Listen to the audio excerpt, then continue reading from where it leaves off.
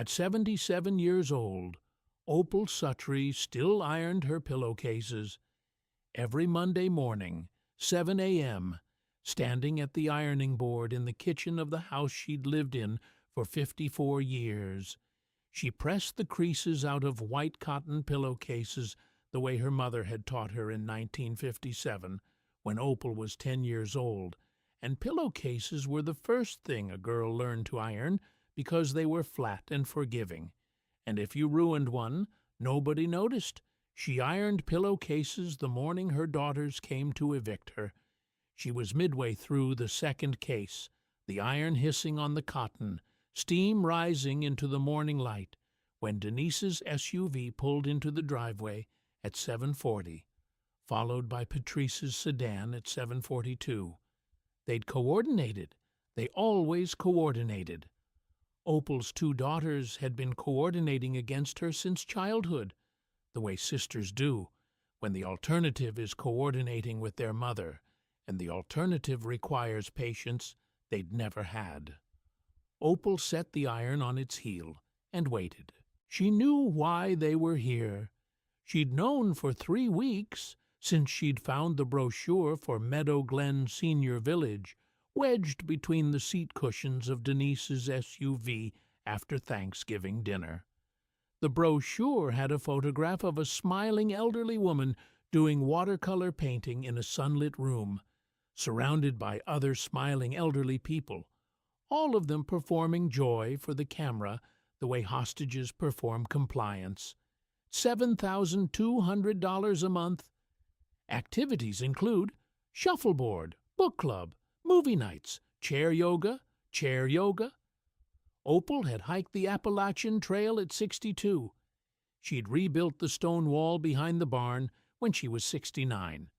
She could still split firewood, plant a garden, and cook Sunday dinner for 8 without sitting down once, and her daughters wanted to put her in a building where exercise came with a chair attached.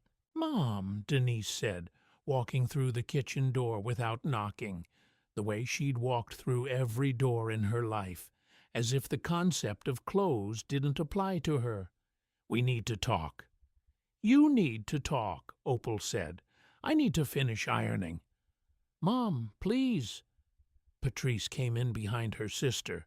She was quieter than Denise, always had been, the kind of quiet that people mistake for kindness, but is actually just caution.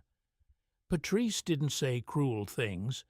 She just stood near people who did and looked sympathetic, which was worse, because it gave cruelty a witness, and the witness never objected. "We've made a decision," Denise said, setting her purse on the counter, directly on top of the ironed pillowcase, a gesture so perfectly symbolic that Opal almost laughed. "About my life," Opal said. "You've made a decision about my life." "About the house, Mom. The taxes went up again. The insurance is $3,400 a year. The roof needs work. The plumbing in the upstairs bathroom is leaking. Patrice and I have been supplementing your expenses for 2 years now, and it's not sustainable."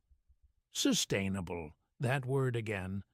The word children use when they've done the math and decided their parents cost too much. The word that reduces a woman who raised you, fed you, nursed you, held you through nightmares, and drove you to school and attended every recital and game and graduation, to a line in a spreadsheet that needs to be eliminated. "The house is in Dad's trust," Denise continued, and her voice took on the rehearsed quality of someone reciting a speech she'd practiced in the car. "Patrice and I are the co-trustees since Dad died. We have the authority to sell. We've already had it appraised. $285,000. After the mortgage payoff and the back taxes and the trust administration fees, there should be enough to cover 18 to 24 months at Meadow Glen. 18 to 24 months. They'd done the math. They'd calculated exactly how many months of chair yoga their mother's 54-year home was worth, and they'd decided The math was acceptable. "And after 24 months?" Opal asked quietly. Denise and Patrice exchanged a glance. The glance said, "We'll cross that bridge when we come to it." The glance said, "Maybe Medicaid." The glance said, "We haven't thought that far ahead because thinking that far ahead would require us to acknowledge that what we're doing is putting our mother in a holding pattern until she becomes the government's problem." "We'll figure it out," Patrice said, the first words she'd spoken. Soft and careful, the way you speak to someone you're hurting and want to believe you're helping. Opal unplugged the iron. She folded the pillowcase. She set it on the stack with the others, neat and pressed and warm. Then she looked at her daughters, these two women she had made with her body, and raised with her hands, and loved with a ferocity that had never once been adequately returned. "Your father left me something," she said, "something you don't know about, something he told me to use when I needed it most." "Mom, let me finish. Your father, before he died, told me about a piece of land, my mother's land, the 22 acres out on Thorn Creek Road that nobody's been to since your grandmother died in 1994. He told me there was something on that land I needed to see, something he and my mother had been working on for years, something buried."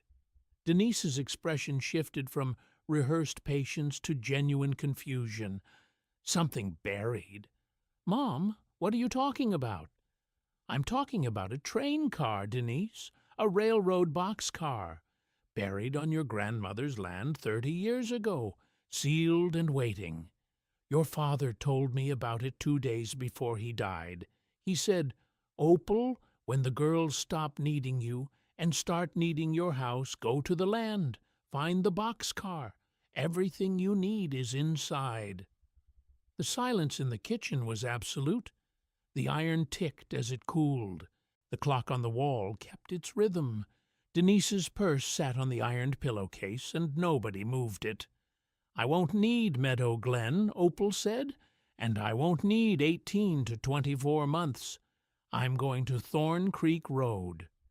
She picked up her car keys from the hook by the door, the same hook where they'd hung since 1972, and walked out of the kitchen, where she'd ironed 2,808 Monday mornings' worth of pillowcases for a family that had just tried to package her for disposal.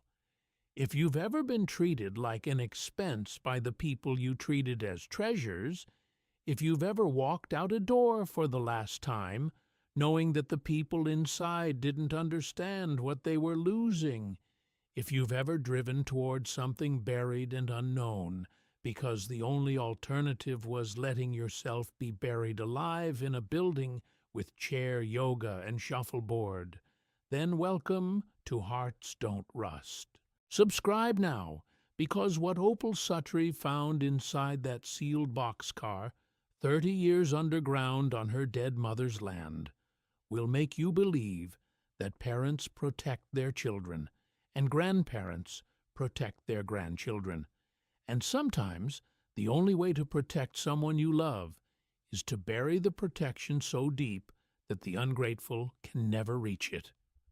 Opal May Suttree was born Opal May Kessler in March of 1949 in Haywood County, North Carolina, in the part of the Appalachian Mountains where the ridges fold over themselves like hands in prayer and the hollows stay dark until noon even in summer. Her mother, Maylene Kessler, was a tobacco farmer's wife who'd buried a tobacco farmer's husband at 38 and run the farm alone for the next 41 years, growing dark leaf burley on 22 acres of bottomland along Thorn Creek that had been in the Kessler family since 1911. Maylene was hard, not cruel, not cold, but hard in the way that Appalachian women were hard, formed by work and weather and the understanding that nobody was coming to help, and if you sat down to wait for rescue, you'd die sitting. She ran the tobacco operation with 2 hired men in season and alone the rest of the year. She maintained the farmhouse, the curing barn, the equipment shed, the fences. She could drive a mule team, set tobacco, strip leaves, grade for auction, and negotiate with warehouse buyers, all by herself, all while raising Opal with the particular combination of love and rigor that produces either the strongest women or the most broken ones. Opal was the strong kind. She worked the farm from the time she could carry a tobacco stick, which was about age 7. By 12, she could drive the tractor. By 15, she could grade tobacco within a penny of the auction price. She wasn't in love with farming the way Maylene was. Opal loved the land, loved the creek, loved the way the mountains held the hollow like a bowl holds soup, but she wanted more than tobacco and curing barns and the same 22 acres from birth to death. She graduated Haywood County High in 1967, 74th out of 186 students, and took a job at the Maggie Valley Motor Lodge cleaning rooms for $1.15 an hour. That's where she met Earl Suttree, a 24-year-old railroad man from Knoxville who'd come to the mountains on vacation and stayed because Opal told him she wouldn't date a man who lived more than 30 miles away. Earl thought she was joking. She wasn't. Earl moved to Haywood County, got a job with the Southern Railway Maintenance Division, and proposed in December of 1969 on the back porch of Maylene's farmhouse, while Maylene watched from the kitchen window and pretended she wasn't smiling. They married in February of 1970. The ceremony was at Mount Olive Baptist Church. 28 guests, reception in the fellowship hall, a cake Maylene baked herself with 7-minute frosting because she believed store-bought cakes were an admission of failure. Earl and Opal moved into a house on Crabtree Road in Clyde, 12 miles from the farm, a 3-bedroom brick rancher that Earl's parents helped with the down payment on, and that Opal spent the next 54 years maintaining, improving, and loving the way some people love buildings, with attention so constant it becomes indistinguishable from identity. Denise was born in 1972, Patrice in 1975. 2 daughters raised in the brick rancher on Crabtree Road, surrounded by the same mountains Opal had grown up in, breathing the same creek-bottom air, eating the same food Maylene had taught Opal to cook. Green beans slow-simmered with ham hock, cornbread from iron skillets, apple stack cake layered with homemade apple butter. Opal raised those girls the way Maylene had raised her, with work and food and the expectation that they would grow into women who could stand on their own ground without leaning on anyone else's wall. They didn't. Denise married a car dealership manager from Asheville named Todd, who made $140,000 a year and spent $160,000.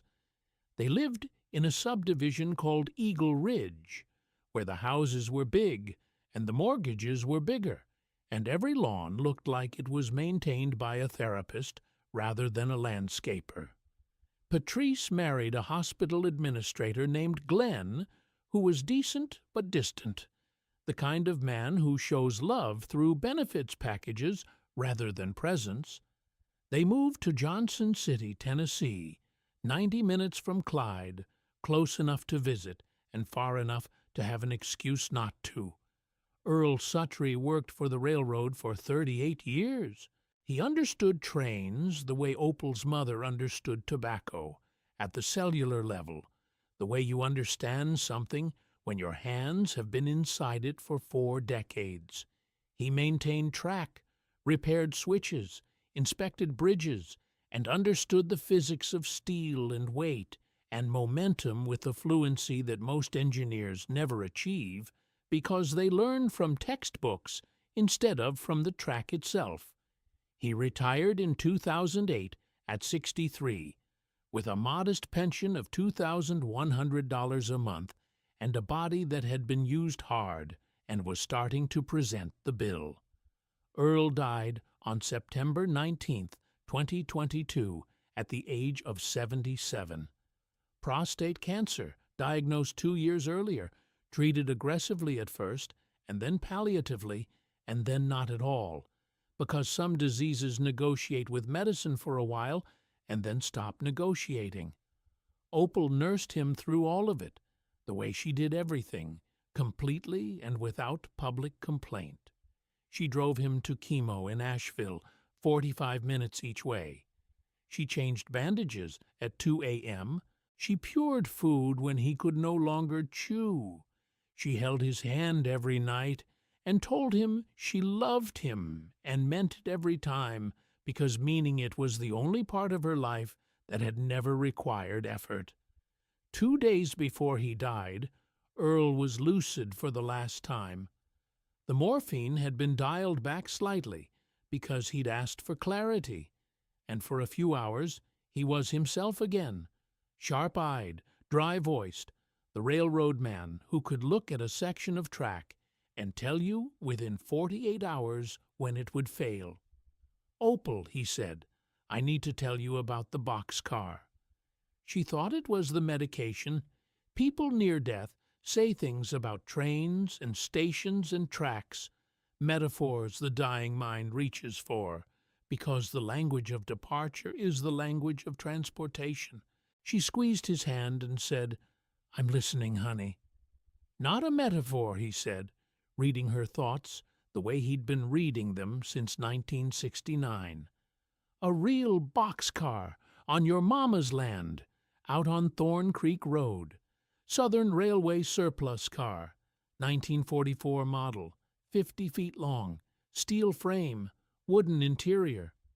I bought it from the railway auction in 1991 for $800. Your mama and I hauled it out to the back, 10 acres, with 2 flatbed trucks and a logging skidder. Took us a whole weekend.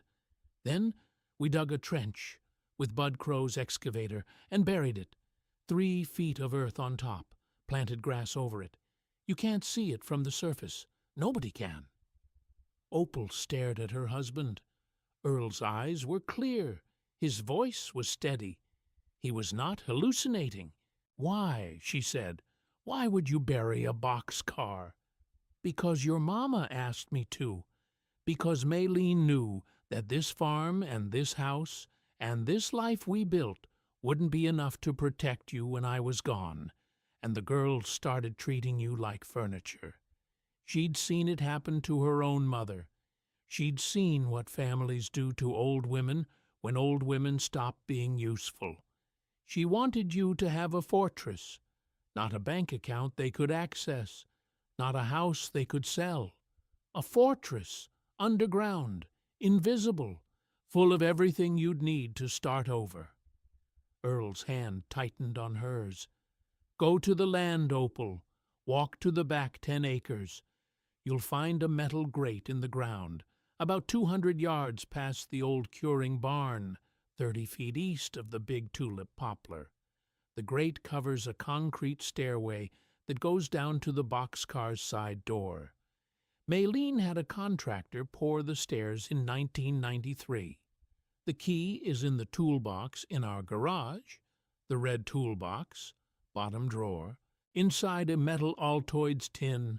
Don't tell the girls until you've seen what's inside. They won't understand. They'll want to sell it. Don't let them. Stay with me on this story, because what Opal found inside that boxcar, 30 years underground, sealed since 1993, prepared by a woman who farmed tobacco alone for 41 years, and a man who understood the structural integrity of steel, is the reason every word of this story matters. Don't go anywhere. 2 days later, Earl died. He died the way railroad men die, Opal thought, on schedule, without fuss, the departure exactly when the timetable said it would be. She held his hand through the last breath, and for a long time after, because letting go of a hand you've held for 53 years isn't something you do on someone else's timeline. The funeral was at Mount Olive Baptist Church, the same church where they'd married 52 years earlier. Denise came from Asheville with Todd. Patrice came from Johnson City with Glenn. They cried. They hugged Opal. They told her how strong she was, how grateful they were, how she'd always have them, always lasted about 14 months. The calls became quarterly, then seasonal, then holiday only. Denise visited on Mother's Day and Christmas. Patrice visited on Thanksgiving and Easter. Between visits, Opal existed in the particular silence of an elderly woman living alone in a house built for 5, where every room holds a memory, and every memory holds a sound that isn't there anymore.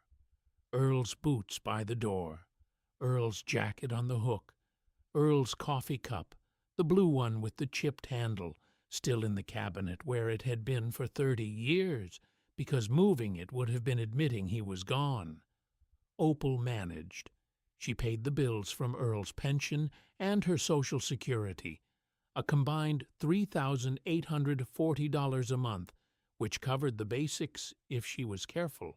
She maintained the house the way she'd always maintained it, fixing what she could, ignoring what she couldn't, and never asking her daughters for a single dollar, because asking would have confirmed what she feared they already believed, that she was a problem waiting for a solution.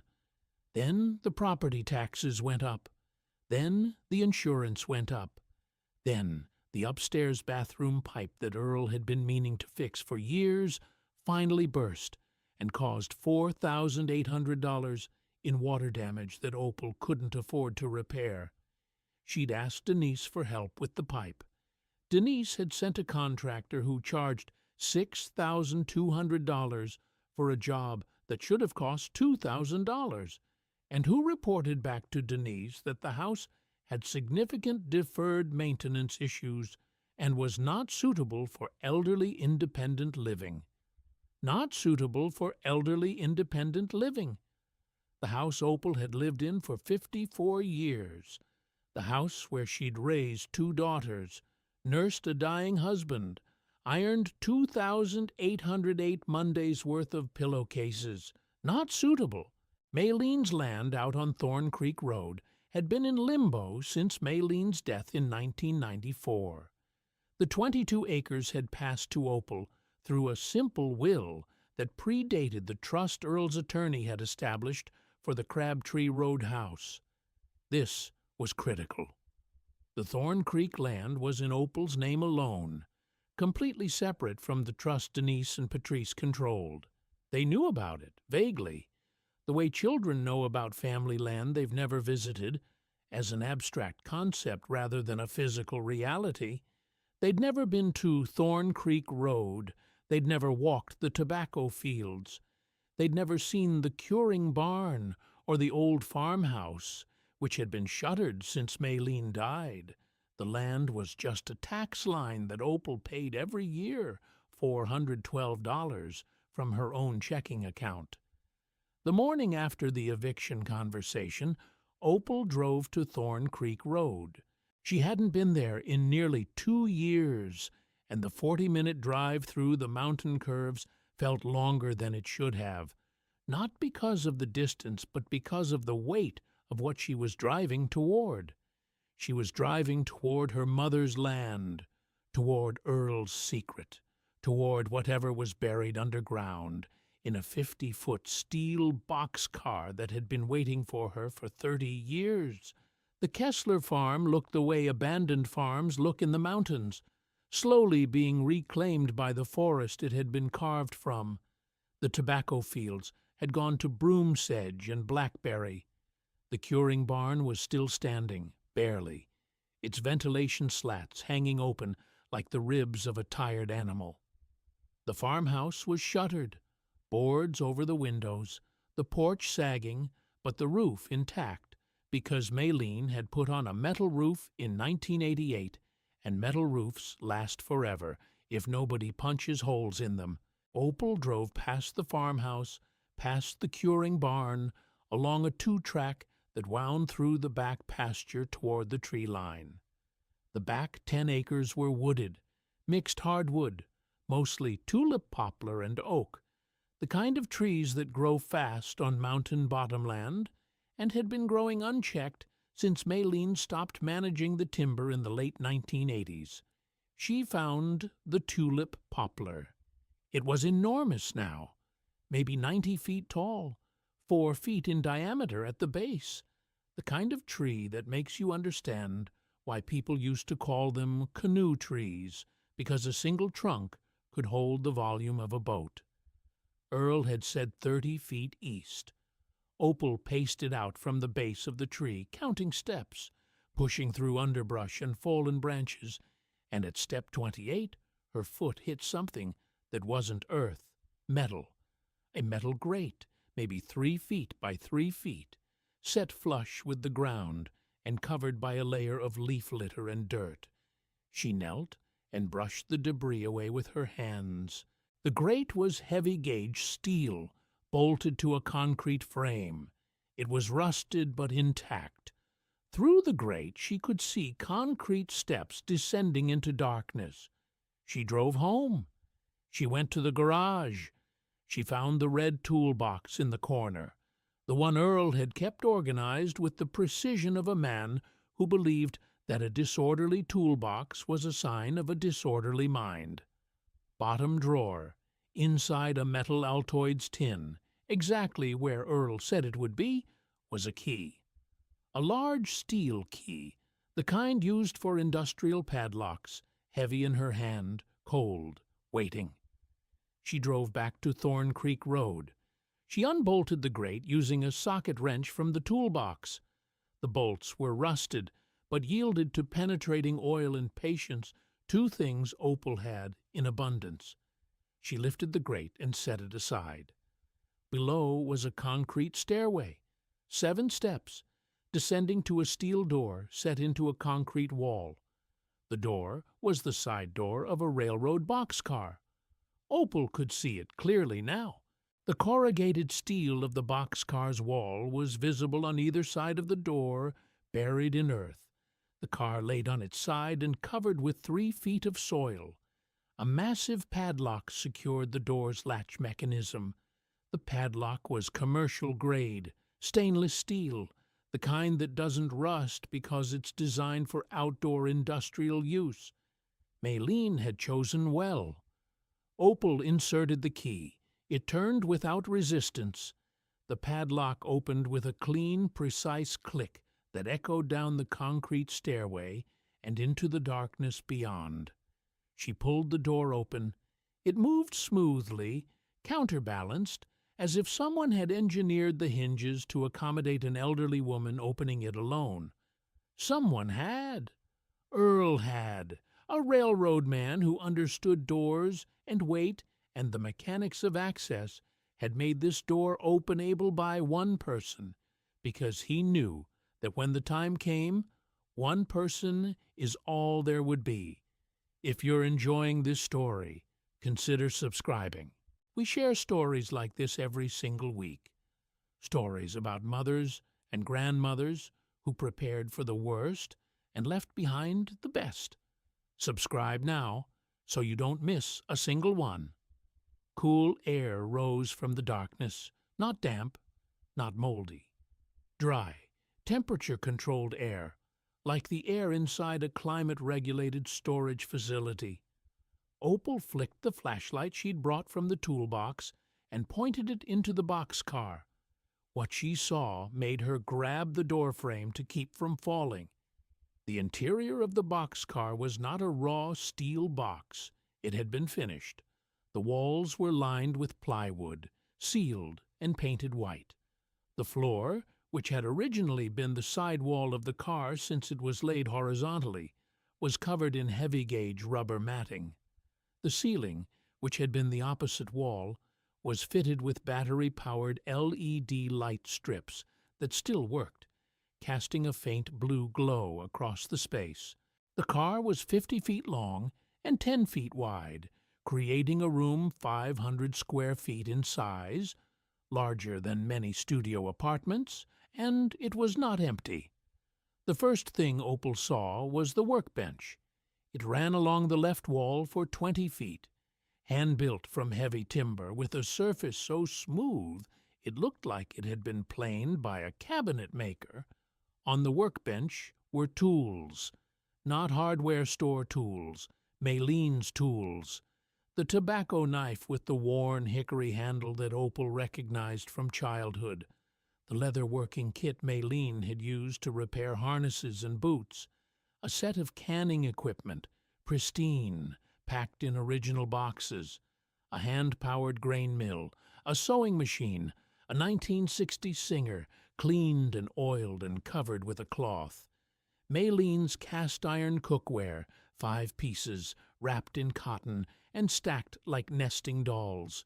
Beyond the workbench, against the back wall, stood shelving, 8 feet tall, floor to ceiling, built from dimensional lumber and bolted to the boxcar's structural ribs for earthquake-proof stability. The shelves were full. The first section held food. Not the kind of food you buy at a grocery store. The kind of food a woman who survived 41 years alone on a tobacco farm stores against uncertainty. Mason jars by the hundred, sealed and labeled in Maylene's handwriting. Green beans, tomatoes, corn, applesauce, pickled beets, sauerkraut, blackberry jam. The dates ranged from 1988 to 1993. 30-year-old canned goods. Opal picked up a jar of green beans and held it to the flashlight. The seal was perfect.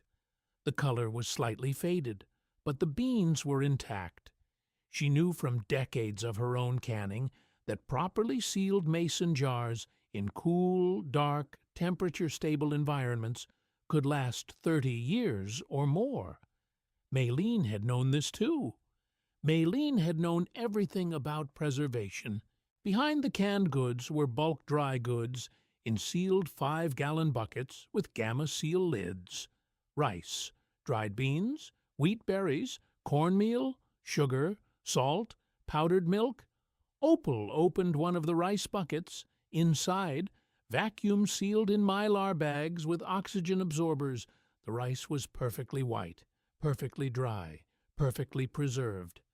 Maylene had stored enough dry food to feed one person for 2 years, maybe longer.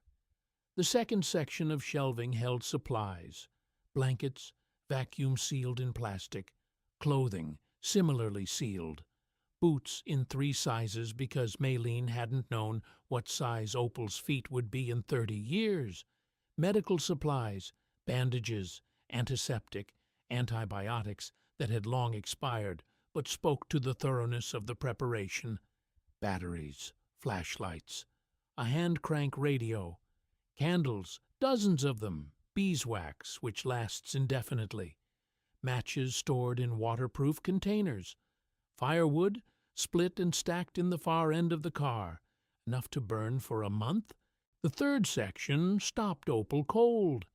It was a wall of wooden boxes, similar to every other story about hidden love, except these boxes were railroad boxes. Steel-banded wooden crates, the kind the Southern Railway used for shipping high-value freight, each one stenciled with a serial number and sealed with a hasp. Earl had gotten them. Earl, who had worked for the railroad for 38 years, had acquired decommissioned freight crates and given them to Maylene, and Maylene had filled them. Everything was about to become clear. Every question Opal had carried for 30 years. Why Maylene drove to the back 10 acres every Saturday afternoon and didn't come home until dark. Why Earl spent his vacation weeks in Haywood County instead of at the beach. Why the two of them spoke in a private language of glances and nods that excluded everyone, including Opal, was about to be answered. And Opal had one thing that Denise and Patrice and their $285,000 appraisal and their Meadow Glen brochure could never touch: a key to a boxcar that nobody knew existed. Opal opened the first crate. Inside, wrapped in acid-free tissue paper, were quilts. Not ordinary quilts, Maylene's quilts. Hand-pieced, hand-quilted, each one a work of art that took 6 months to a year to complete. Opal recognized the patterns: double wedding ring, log cabin, bear's paw, lone star, because she'd watched her mother cut and piece and stitch them her entire childhood. And she knew, the way a daughter knows her mother's work, that each of these quilts was museum quality. Maylene had been one of the finest quilters in western North Carolina, a fact that the quilting world knew and the family had treated as a hobby. There were 23 quilts in the first 2 crates. Opal counted them, touching each one, feeling the stitches her mother's hands had made 30 or 40 years ago. She knew what they were worth. The quilting revival of the early 2000s had turned handmade Appalachian quilts into collector's items. Individual quilts by known makers sold for $3,000 to $8,000 at auction. Museum-quality pieces by documented artists could fetch $15,000 or more. 23 quilts by Maylene Kessler, one of the most prolific and skilled quilters in the region, with provenance documentation that Opal could provide through family photographs and Maylene's own quilt journals, were worth somewhere between $80,000 and $150,000. Maylene had buried her art the way she'd buried everything valuable, underground, where the careless couldn't reach it. The third crate held documents. Opal's breath caught when she opened it. On top was an envelope marked, "For Opal, read first," in Maylene's handwriting, the letters sharp and steady, even though Maylene would have been 75 or 76 when she wrote them. "Baby girl, if you're reading this, then Earl is gone, and the world is doing what I always told you it would do. I'm sorry it came to this. I'm sorry I was right. But I've been preparing for this since before you were born, because my own mother was put in a county home by her brothers in 1958 and died in a hallway with nobody holding her hand, and I swore that would never happen to a daughter of mine. Here is what you have. First, the quilts. Don't sell them all. Sell what you need. Keep the double wedding ring. I made that one for you the week you were born, and it's the best thing I ever stitched. Second, the supplies. Enough food and equipment to live independently for 2 years. Use the farmhouse. It's still sound. I kept the roof good. Third, the land. 22 acres, free and clear, in your name only. Nobody can touch it. Nobody can sell it. Nobody can sign it away in a trust you didn't ask for. Fourth, and this is the important one, baby girl, look in the bottom of this crate. Opal reached to the bottom of the document crate. Beneath folders of land surveys, property tax records, and Maylene's meticulous farm financial logs, she found a metal cash box, black, fireproof, secured with a combination lock. The combination was written on the back of Maylene's letter, 3/17/49, March 17, 1949, Opal's birthday. Inside the cash box were savings bonds, certificates of deposit, and bank statements. Not one bank, 3 banks in 3 different towns, none of them in Haywood County. Maylene had opened accounts in Buncombe County, Madison County, and Transylvania County, spreading the money across institutions the way a farmer spreads seed across fields so that no single failure could wipe out the crop.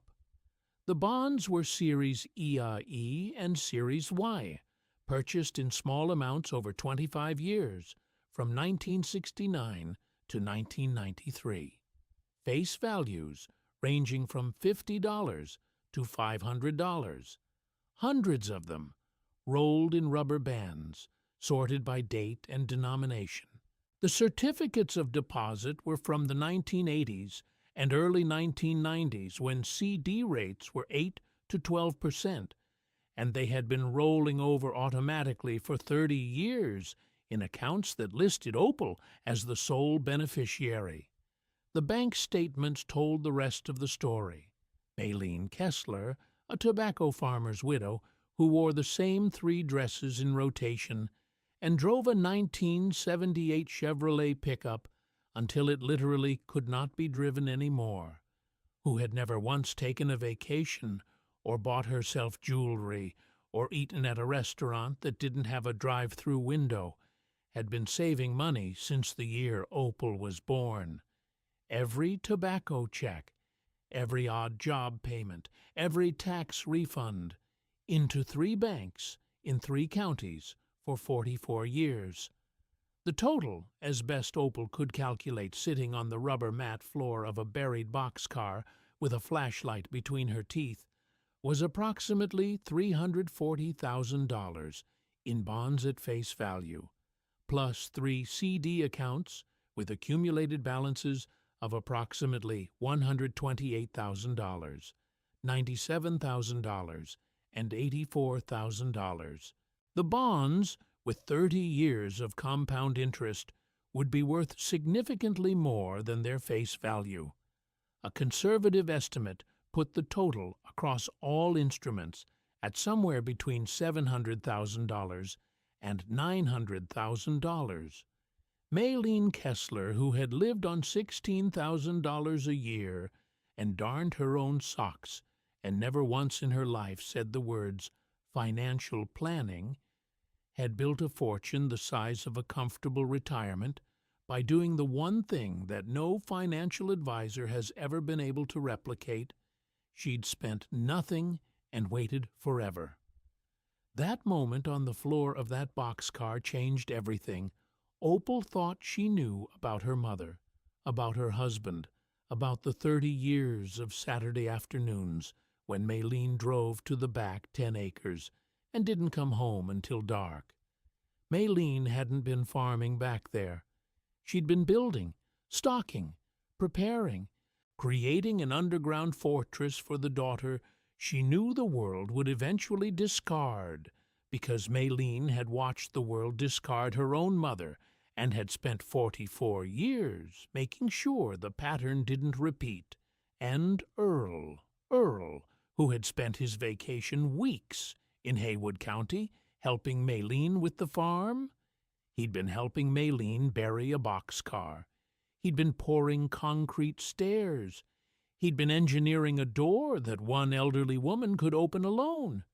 He'd been carrying his mother-in-law's secret for 30 years because he loved his wife more than he feared his daughters, and because he knew, the way railroad men know things about structural integrity, that the time to build the shelter is before the storm, not during.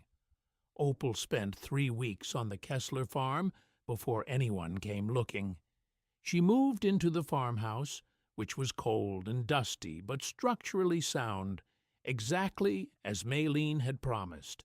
The metal roof held, the stone chimney was clear, the well still produced clean water. Opal cleaned the house room by room the way she'd cleaned every house she'd ever lived in, thoroughly, without hurry, with the understanding that a woman who cleans her own house is a woman who owns her own ground. She retrieved supplies from the boxcar as needed. The canned goods were still safe. The dry goods in the sealed buckets were perfect. She heated the house with the firewood Maylene had stored and supplemented it with deadfall from the property. She cooked on the farmhouse's wood stove, which Maylene had maintained until the day she died, and which started drawing on the first attempt, as if it had been waiting. She contacted the 3 banks. The process took time, meetings with branch managers who had to retrieve records from archives, but the accounts were verified. The bonds were authenticated. The CDs had been rolling over faithfully for 3 decades. growing quietly in the dark the way money grows when nobody touches it and nobody knows it's there. The final verified total across all instruments was $847,000. Opal did not cry. She had expected to cry. She had expected the number to break something open inside her, the way the courtroom breaks something open in every story about hidden treasure. But she didn't cry. She stood in the branch office of a bank in Brevard, North Carolina, holding a printout with a number that began with an 8 and had 5 digits after it, and she felt not grief or shock, but recognition. The recognition that her mother had been the strongest person she'd ever known, and that strength had been invisible to everyone except the man Opal married, who had recognized it because he was cut from the same steel. Opal opened the farmhouse to herself first. She repaired the porch. She cleared the garden plot. She planted the same varieties Maylene had grown, using seeds she found in labeled envelopes in the boxcar, seeds Maylene had saved and vacuum-sealed 30 years ago, heirloom varieties that the modern seed market had abandoned because they couldn't be patented, Cherokee purple tomatoes, greasy cut short beans, turkey craw beans, candy roaster squash. The seeds germinated. Of course they did. Maylene had prepared them to last. She sold 4 of the quilts through a gallery in Asheville that specialized in Appalachian folk art. The gallery owner, a woman named Constance Birch, examined the quilts for 45 minutes without speaking, running her fingers over the stitching, holding them up to the light, and finally sitting down heavily in a chair. "Where did these come from?" Constance asked. "My mother made them." "Your mother was a master. These are museum pieces. The double wedding ring alone is one of the finest examples of that pattern I've ever seen outside of the Smithsonian." "That one's not for sale," Opal said. The 4 quilts she did sell brought $52,000 at auction. The remaining 19 were appraised at a combined $185,000, making the total collection worth approximately $237,000. Opal didn't sell another one. She hung 3 in the farmhouse. She kept the rest in the boxcar, in acid-free tissue, in the climate-controlled darkness that Maylene had engineered 30 years ago. Denise found out in month 4, not because Opal told her, but because the Asheville Gallery had published an article about the Kessler quilts, and Denise's hairdresser had seen it and mentioned it casually while cutting Denise's highlights. "Your mother's quilts are selling for how much?" Denise was at the farmhouse within 24 hours.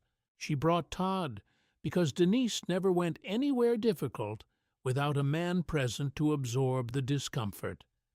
They pulled up to the Kessler farmhouse in Todd's Escalade and found Opal on the porch, shelling beans into a bowl, wearing Maylene's apron, sitting in Maylene's rocking chair, looking like a photograph of a woman who had stopped running from her life and started living inside it. "Mom, what is going on? You're living here? In Grandma's house? The gallery in Asheville says you sold quilts for $52,000. Where did you get quilts worth $52,000? Opal continued shelling beans. The rhythm of her hands didn't change. Pop, shell, drop, pop, shell, drop. The oldest rhythm in Appalachian life, unchanged since the first woman sat on the first porch and shelled the first harvest. "Your grandmother left them for me," Opal said, "in a place you don't need to know about." "Mom, if there are assets we didn't know about, there are assets you didn't know about because they were none of your business. They were left to me by my mother in my name on my land through instruments that have nothing to do with your father's trust and nothing to do with you." Todd shifted his weight. He was uncomfortable. Men like Todd are always uncomfortable when women speak with precision about money. "We could help you manage this," Denise said, and the word manage carried the same weight as the word sustainable had carried in the kitchen 4 months earlier. It meant, we want control. It meant, we want access. It meant, you're too old to handle this. "I don't need management, Denise. I need to be left alone." "That's not—" "Let me tell you what your grandmother did," Opal said, and her voice shifted into the register she'd inherited from Maylene, the steady, unhurried tone of a mountain woman stating facts. "Your grandmother saved every spare dollar for 44 years. She spread it across 3 banks in 3 counties, so no single failure could touch it. She bought bonds in my name. She opened CDs in my name. She built a shelter on this land, a real shelter, underground, stocked with 2 years of food and supplies, because she watched her own mother get put in a county home by relatives who decided she was too expensive to keep alive. She did all of this while running a tobacco farm alone, wearing the same 3 dresses, driving a truck that should have been junked in 1990. She told nobody. She asked nobody for help. She did it with her own hands and her own money and her own time, because she knew 30 years before it happened that someone would try to put me in a building with chair yoga and call it compassion. She let that land. Your grandmother left me $847,000 in verified accounts. She left me quilts worth $237,000. She left me 22 acres of land, free and clear. She left me a farmhouse with a good roof and a clear well and soil that grows anything I plant. And she left me a letter that says, "Don't let them take what's yours, baby girl. You earned it by staying. They forfeited it by leaving." Denise was silent. Todd was looking at his shoes. Patrice wasn't there.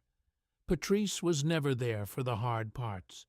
She'd hear about it later, from Denise, filtered through Denise's interpretation, which would make Opal sound unreasonable and the money sound like a family asset and the quilts sound like something that should be fairly distributed. Patrice would nod and feel guilty and do nothing, because doing nothing was Patrice's specialty, and guilt was her preferred emotional setting. "You're welcome here," Opal said, echoing words that every protagonist in this channel has said because they're the truest words a mother can speak to a child who has failed her. "You're welcome to visit. You're welcome to eat what I grow and sit on this porch and watch the mountains do what they've always done. But you're not welcome to sell this land. You're not welcome to manage my money. And you're not welcome to put me in a building where the best they can offer is a chair attached to yoga. I can do real yoga. I can split firewood.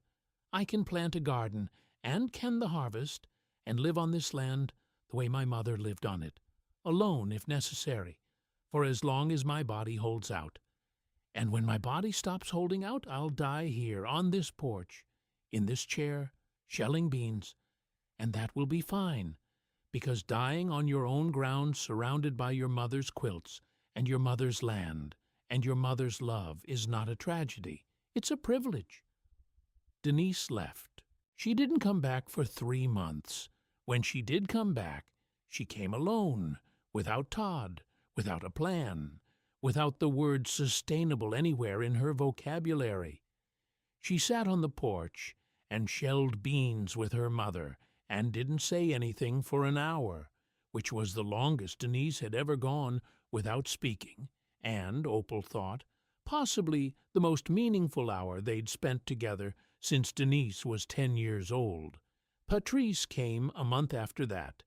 She brought a quilt she'd found at a thrift store, crudely made, nothing like Maylene's work, and asked Opal to teach her to sew.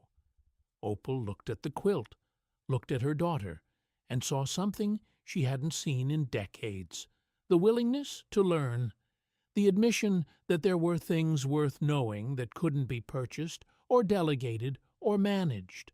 "Sit down," Opal said. "We'll start with pillowcases." The Kessler farmhouse on Thorn Creek Road stands today against the Haywood County mountains the way it has stood since 1911, stone chimney breathing smoke on cold mornings, metal roof catching rain and moonlight, garden rows turning with the seasons. The curing barn leans but doesn't fall, because things built with attention lean into their age rather than away from it.